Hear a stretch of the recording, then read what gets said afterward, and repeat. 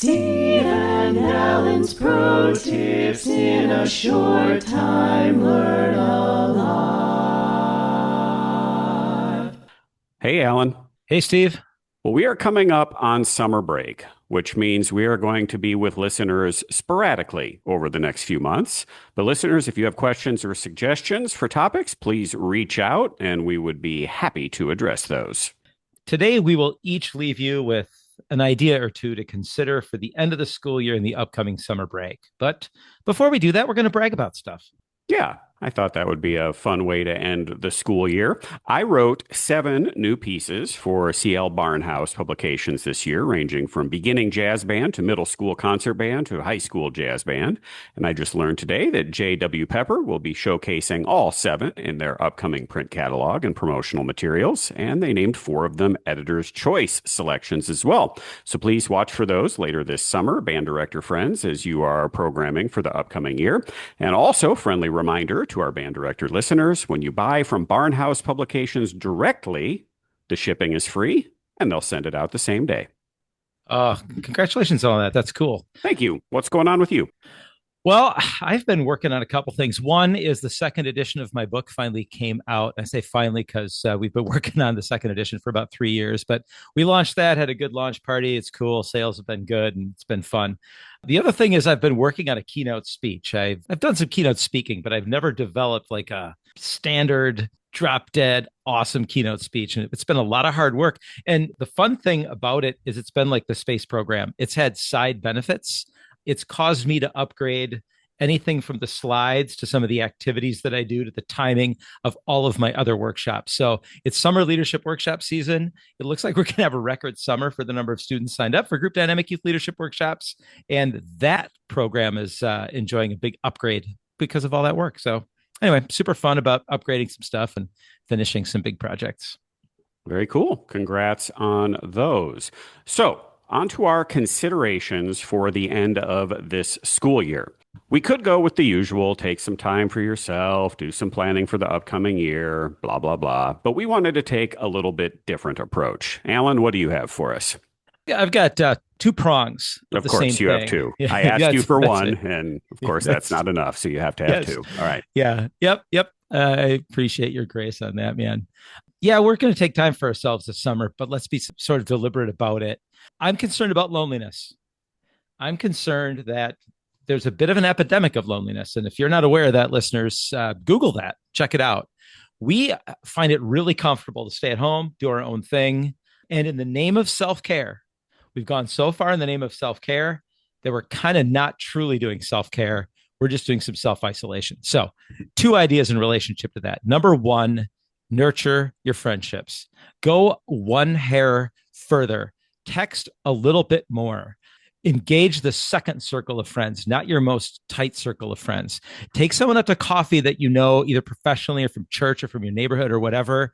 Get to know somebody new or rekindle a relationship with somebody you've known for years. Stop taking it for granted. Everybody needs to spend more time together. Also true, it's okay to spend time alone. And if you are spending time alone, consider making it one hair more purposeful, but not work. For example, take a deep dive into a new topic. I spent one summer obsessing about Greenland. I know a bunch of stuff about Greenland, and it's been in the news, so it's been fun. This summer, I'm looking into the Anglo-Saxon history. We had a college professor, Steve. I don't know if you remember this guy, but he would go on and on about the summer that he spent immersing himself in the Bach Mass in B minor. You know who I'm talking about? Lathan Jernigan, I think. It is. Yep, it was Lathan Jernigan.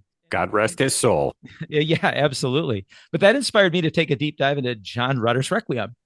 Take a deep dive into a topic that you don't normally take a deep interest in if you need to spend time alone. Otherwise, please nurture your friendships.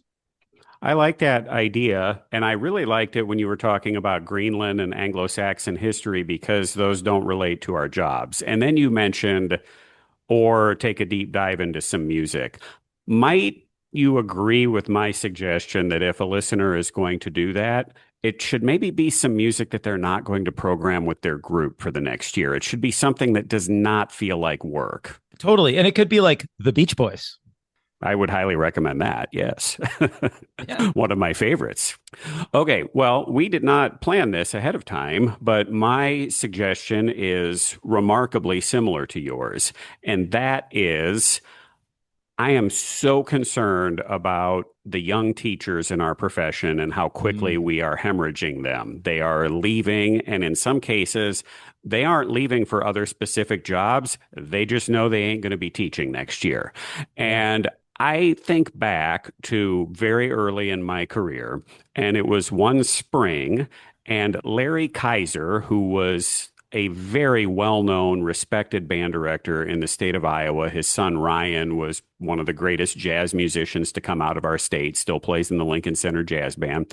He sent me an unsolicited email in the spring that just said, "Hey, I noticed what you're doing over there. You're doing a good job. Keep it up." Wow. And that really kept me going. Yeah. Just that little email that Larry sent me when I didn't know, am I any good at this? Should I be doing this? This seems like a lot of work. I don't know if I'm doing it the right way. I still think about that over 20 years later. So my idea for our listeners to consider is find someone in your area who just finished their first year of teaching. Maybe second year, but especially first year, and just check in on them and give them the opportunity to say, yeah, this was tough. This was tough. This felt like it didn't go very well. And then you can say, yep, all totally normal. And don't even worry about trying to solve their problems for them. Right. Just listen and tell them that what they're going through is normal and that we are grateful to have them in the profession. That's one thing I might suggest considering as the school year wraps up.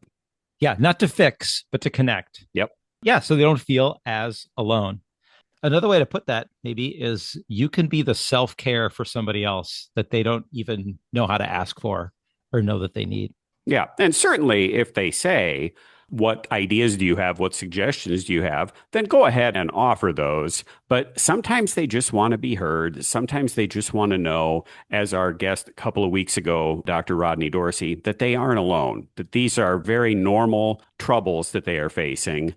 And I think that could go a long way to just retaining much needed teachers in an era when we don't have a whole lot of people going into the profession right now in the first place. That's a great idea. And it's easily done. How long did it take Kaiser to write you that email? Yeah, not long. 30 seconds. Oh, that's beautiful. Yeah. So no need to be productive. You don't have to be productive, but it's also a good idea to not let those days pass by without purpose. So here's some ideas for you, folks. Thanks for listening. And again, like Steve said, if you have ideas for us, questions for us, we do want to engage with you over the summer. We're just going to have a lighter recording schedule. Yeah, those are some of our favorite things to do when the messages come in either email or through Facebook and you ask us to address particular topics. I think, at least for me, that's one of my favorite parts of this whole podcast. And I think we have a record of addressing 100% of them. Eventually, we get to every single suggestion. We will get to all of them. Right on. All right, have a good summer, Alan. Yeah, you have a good summer too, Steve. I'll see you around. Steve and Alan's Pro Tips in a short time. Learn a lot.